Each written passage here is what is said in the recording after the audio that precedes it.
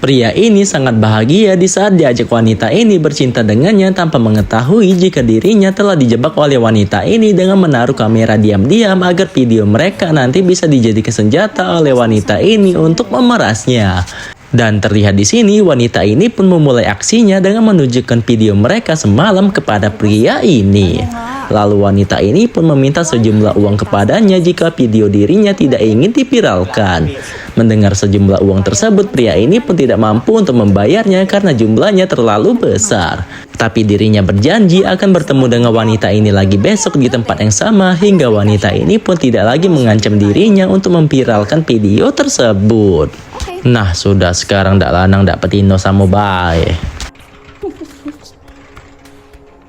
Di sisi lain, Mara sudah memberikan video dirinya bersama korbannya kepada bosnya agar bisa mendapatkan uang dan memviralkan video tersebut.